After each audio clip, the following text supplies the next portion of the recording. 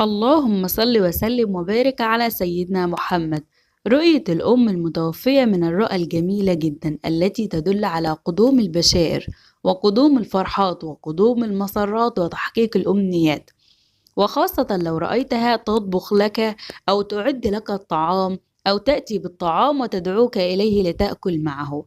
وخاصة من الرؤى الجميلة جدا رؤية إعداد الطعام أو شخص يعد لك الطعام ويدعوك إليه، أو شخص يصنع لك الطعام، أو شخص يطبخ لك الطعام. فما بالك إن كانت الأم المتوفية؟ فبشارة الأم المتوفية مع إعداد الطعام تعد من أجمل وأحسن البشريات التي يراها الإنسان أو يبشره بها الله تعالى، فتدل على قدوم الأمنيات السارة والمفرحة التي تأتي لك الأم لتفرحك بها. ولكن قبل أن تبدأ يومك بعد هذه الرؤية وجب عليك إخراج الصدقات والدعاء الكثير للأم حتى تفرح قلبها مثل ما أتت إليك لتفرح قلبك بهذه البشارة. وطبعا على حسب حالتك الاجتماعية وشكل الطعام وشكل الرؤية، ده هيبقى ليه تفصيله، وده اللي هنفصله في باقي الفيديو. فهطلب من حضرتك متابعة الفيديو للآخر لإتمام الفائدة. إذا رأى الشخص أن أمه المتوفية تعد له الطعام، يرمز هذا المنام إلى حدث سعيد في القريب العاجل للرائي، كما تدل رؤية الطعام في البيت على اقتراب حدوث مناسبة مهمة في المنزل في القريب العاجل بإذن الله. إنما رؤية أمي المتوفية تطبخ لي الطعام في المنام وهي مبتسمة تدل على قدوم المسرات وارتفاع الحالة النفسية وارتفاع الرزق، أيضا دليل على الشعور بالأمن والأمان الفترة القادمة، وأيضا تدل على اقتراب حدوث مناسبة مهمة في المنزل قريبا. فإن كان الشخص الرائي أعزب أو عزباء يدل على خطبة سعيدة، وإن كان رجل ويريد العمل أو بنت أو متزوجة وتريد الرزق فيدل على قدوم الرزق والأموال الوافرة إليه، ويدل أيضا على الإنجاب والحمل للتي تريد الحمل. فهي عموما تدل على تحقيق الأمنيات وزوال الهموم والأرزاق الوافرة التي يتمناها الإنسان. أم المتوفية تعاتبني في المنام. إذا رأى الحالم أن أم المتوفية تعاتبه كان ذلك دليل على التقصير في حقها، فوجب على حضرتك تذكر الأم بالدعاء والصدقات. أيا كان المنام وجب على حضرتك رؤية المتوفي إخراج له الصدقات حتى ترزق بفضل ورزق المنام. وإن كان المنام سيء يجب أيضا إخراج الصدقات للمتوفى حتى تدفع أذى المنام عنك. أيضا يدل على قيام الحالم ببعض الأمور السيئة التي لا ترضى الأم. كذلك قد يكون على الحب الشديد لهذا الابن. العتاب: الأم المتوفية حية في المنام بعد موته يدل على خير وبركة لصاحب تلك الرؤية.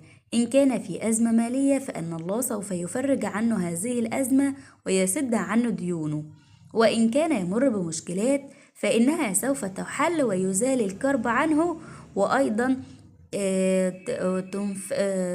تقدم عليه الفرج والفرح.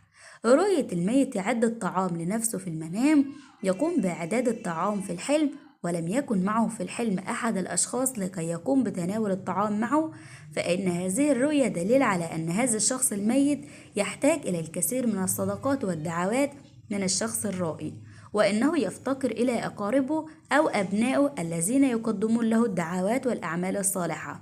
رؤية الميت في الحلم وكأنه يقوم بإعداد الطعام من الرؤى التي رأي الكثير منها من أن هي محمودة، والتي تدل على الفرح والمكاسب المادية والأرباح.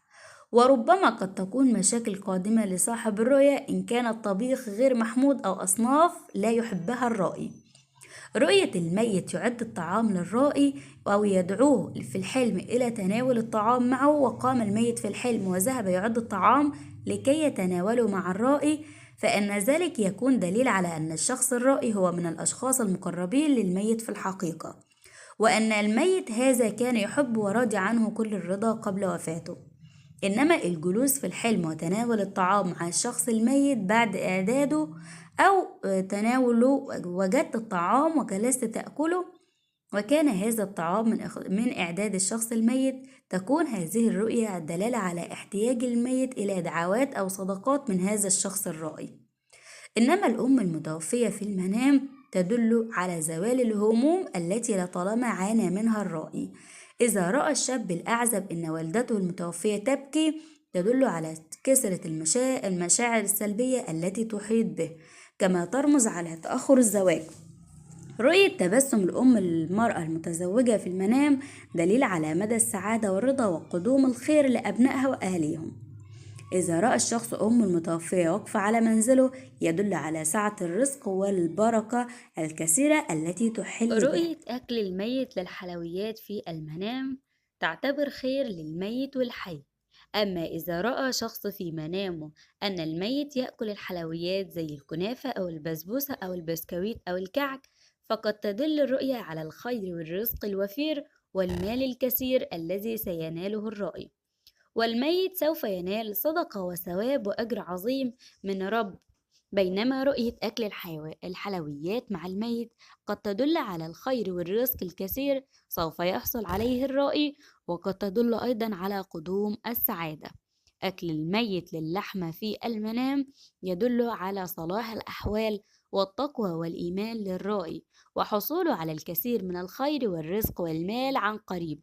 أما إذا رأى شخص في منامه أن الميت يأكل اللحم الني، تدل هذه الرؤية على الموت أو المرض أو الكثير من الهموم والعقبات والمشاكل التي يعاني منها الرائي عن قريب. أيضا أكل الميت للخبز في المنام، إن رأيت أنه يأكل الخبز، إن رأيت نفسك تأكل خبز مع الميت أو الميت يقوم بإعطائك خبز، فتدل هذه الرؤية على الكثير من الأموال سوف يحصل عليها الرائي عن قريب، وهو ليس من عمل يده. بينما رؤية خبز كثير في الشوارع والناس قد تدوس بأقدامها، تدل الرؤية على رغد العيش والرخاء عاجلا وآجلا للرائي.